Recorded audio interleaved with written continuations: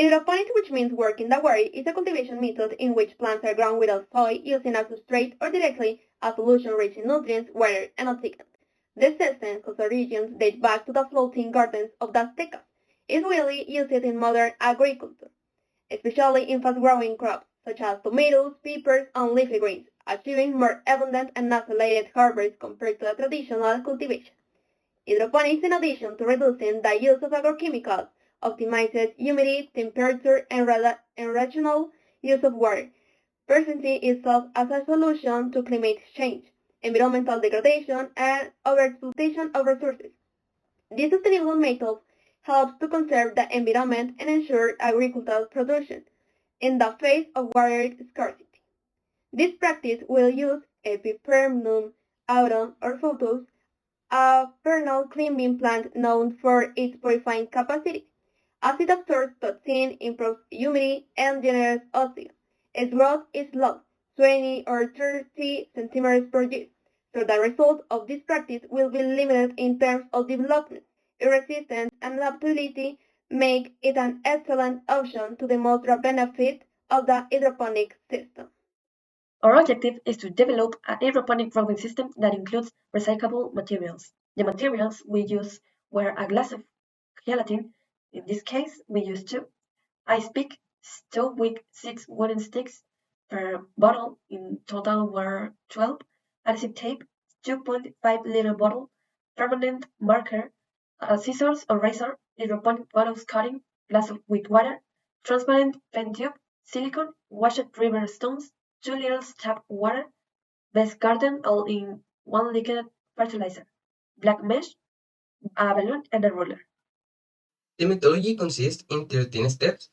The first of these steps is the preparation of the jelly cup.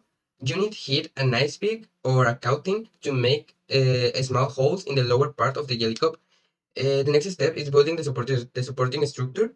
In this step, you need to use 3 of the 6 wooden sticks to form a triangular structure.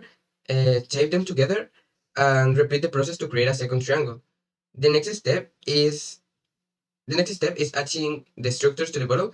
You need to measure where the previous structures will be placed and tape them at this point.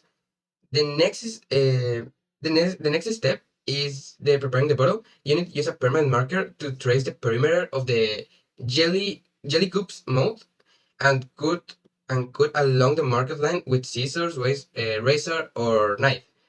The next step is preparing the roots. You need to take a hydroponic julep plant by its roots and keep it in a safe place like a glass. The next step is adding the pen tube. You need to reheat the ice pick and drill another hole opposite the previously drilled one. Next, you need to make sure that the hole is perfect to avoid the use of silicone of adhesive. Next step is filling the jelly cup with river stone. You need to fill 1/3 of the jelly cup with washed river stone. Next, place the jelly root in the center and cover it with more river stone until the cup is full. The next step is the preparation of the nutrient solution. To the preparation of the nutrient solution, you need to pour 2 liters. You need to put 2 liters of tap water into the bottle. Add 5 milliliters of best garden all-in-one liquid fertilizer. This is 2 milliliters per liter, and let the solution mix evenly. The next step is final assembly. You need to place the jelly cup with the Juliet into the hollowed out section of the bottle. The next step is the protection of the root. You need to cut a piece of black mesh and wrap it around the bottle. This will shield the Juliet root from directly sunlight. The next step is the water oxygenation. You need to inflate a balloon, insert into the nozzle of the pen tube, and gradually release the air to oxygenate the water. You repeat this every 8 or 10 days. The next step is measure and placement. You need to use a ruler to measure the height of the Juliet protruding from the stones. Place the setup in a location with indirectly sunlight.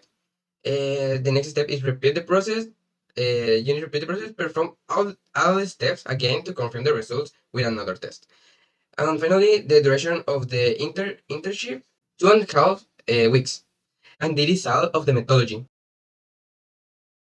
On November 4, 2024, two tests were initiated with both plants in a controlled environment without direct sun exposure. However, on November 8, test 1 showed signs of dryness due to brief exposure to direct sunlight, which prompted its transfer to a covered area. On the other hand, test 2 did not show signs of dryness, although the leaves blossomed was due to less exposure to sunlight. On November 14, the water in both hydroponic systems took on a yellowish hue, prompting replacement. In test 1, no roots were observed outside the container, which prompted doubling the amount of fertilizer to 10 milliliters. The plant reached a height of 6.3 centimeters at the stem and 9.7 including the leaf. In test 2, roots began to emerge from the container and leaves showed a smooth and shiny texture, with a height of 3 centimeters at the stem and 5 centimeters including the leaf. On November 15, the leaves of test 1 and 2 started to turn yellow due to the excess of fertilizer previously applied.